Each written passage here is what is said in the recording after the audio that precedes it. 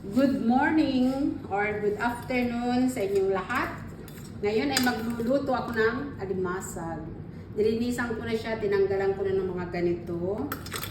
Tapos eto na ang sibuyas at bawang. Ayan, like ingredients, paminta, ginger, salt, and all. Guys, magluluto na tayo. Ito olive oil, ito olive oil. Healthy. Konting olive oil.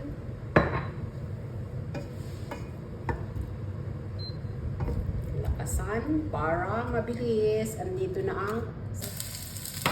Okay, next. Hinaan natin ang apoy at baka matutong. Ipasok ang alimasag. Malinis na siya. Tinanggalan ko na siya. 3 piraso lang.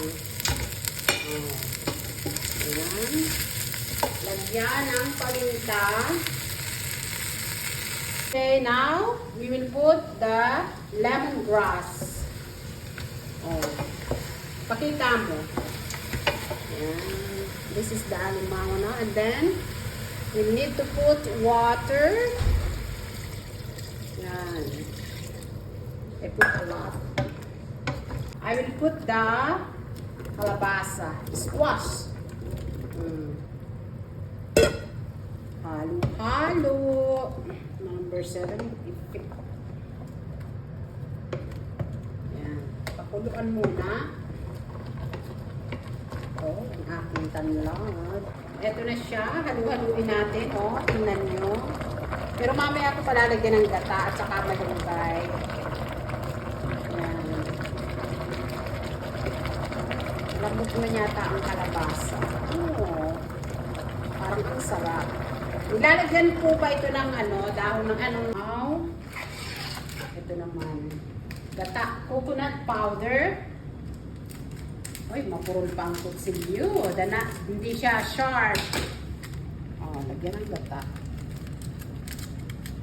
This is coconut milk to put in the vegetables with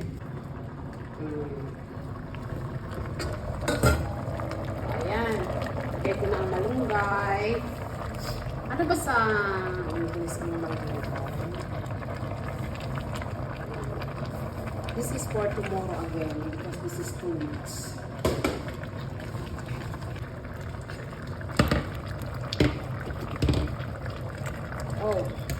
Luto na. It's cooked. Now it's plating. Just a minute. Lagay na natin sa Pyrex.